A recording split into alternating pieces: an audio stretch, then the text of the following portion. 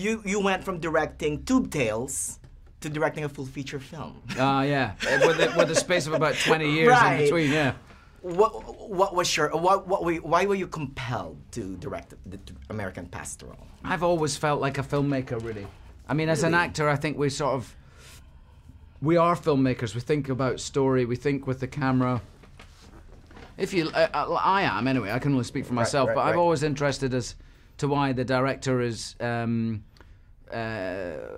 influencing a scene in one way or another. Why the DP is using the camera in the way they are. What the lens is. Why is the camera moving?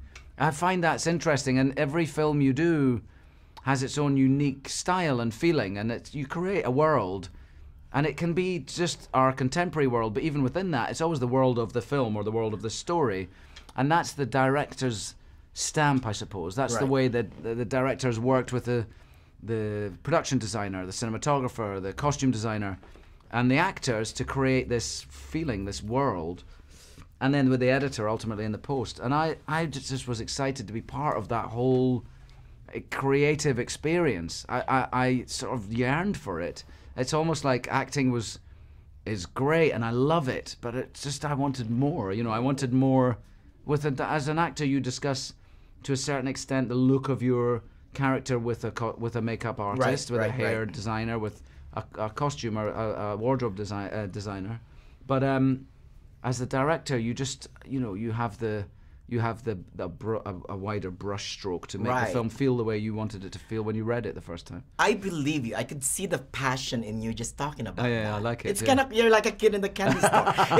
Now, what are some of the biggest challenges that you face directing?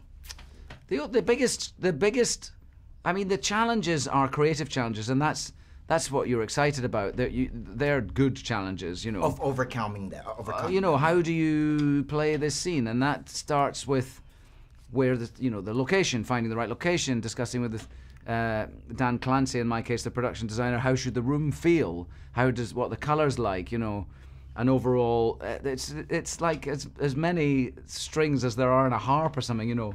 It's an amazing process, and then down to how do you play it with the actors. What's the blocking of the scene? Is it spiky and angry? Is it slow and there's like all of these decisions you make with the people you've hired to make the film with you. And the theme, I mean, the story that you chose to do is American Pastoral.